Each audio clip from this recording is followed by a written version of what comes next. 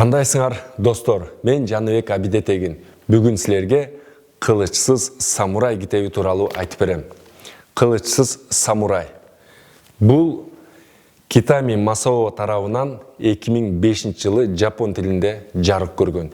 Кийин акышлык бизнес-тренер Тим Кларк тарабынан англис тилинде чыккан. Ал эми 2019 жылы Бугупресс тарабынан кыргызчаланып отурат. Кылычсыз самурай китеби эмне жөнүндө?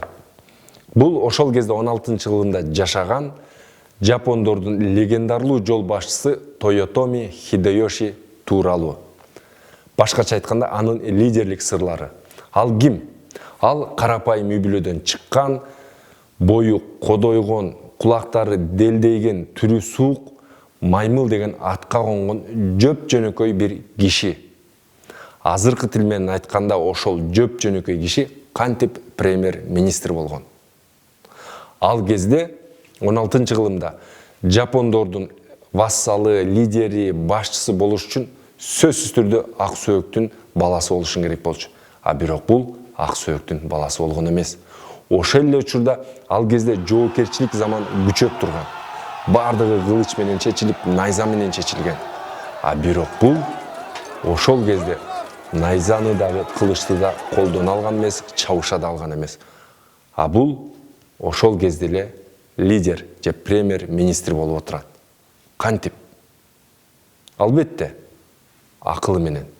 Ошондуктан бул маймыл деген атка конуп, бирок жашоосун кылычсыз самурай деген атка ээ болуу менен жашоосун бүтүрүп жатат.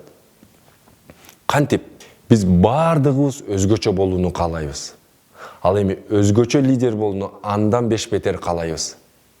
Ал эми ушунун сыры эмне десеңер, эгер силер өзгөчө лидер болууну кааласаңар, анда өзгөчөлөнүү сырын билишиңер керек. Ал кандай сыр? Өзүңөрдүн табият берген жөндөмүңөр менен өзгөчө болуу. Тойотоми Хидеёши кантип өз жөндөмү менен өзгөчө боло алган? Ал ошол кезде эле түшүнгөн өзүн эмнеге жөндөмдүү, эмнеге жөндөмсүз экендигин. Мына ошондо ал өзүнүн уруу башчысы Набунага башкарган Киосу сарайынын бир финансылык, бир каржы тарабын чечүүнү көздөйт. Кантип? Ал дароо барат дагы отун караган кызматты сурайт. Ошол кезде отун күндөн күнгө кымбаттап, ал кездеги чечилгис маселеге айланган. Дароо Набунагага барып, ушул кызматты мен аркалайын, уруксат бериңиз дейт дагы. Эң биринчи эле эмне кылат? Ашканага түз барат. Барса эле ашпозчулар тамак аш даярдап атканда отунду сарамжалдуу, үнөмдүү пайдаланып аткан көрүп, биякта проблема жок экен дейт дагы. Дароо отунду караган мурунку кызматкерге, башчысына барып, аны менен кеңешет, андан сурайт, анан менен сүйлөшкөндөн кийин көрсө, отундар, сарайга келген отундар өндүрүүчүдөн сарайга бир топ ортомчулар аркылуу келчү экен. Мына ошону дароо түшүнгөн Тойотоми Хидеёши түз эле өндүрүүчүгө барат. Түз эле айыл тургундарына барып туруп айтат: урматтуу айыл эли, мына силер бул куураган ар бир бактаракты бизге алып келип берсеңер сарайга, мен ар бир куураган бактарак үчүн бирден көчөт берем дейт.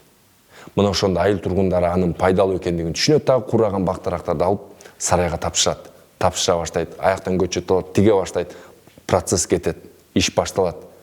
Натыйжада отун сарайга акысыз келе баштайт, арзан келе баштайт. Мына ошол кезде Набунага уруусунда жөнөкөй кызматчы болуп иштеген Тойотоми Хидеёши эң чоң көйгөй каржы, казынадагы каржы маселесин, финансылык абалды жөнгө салат. Мына ал ушунусу менен кылычсыз самурай деген атка конгон.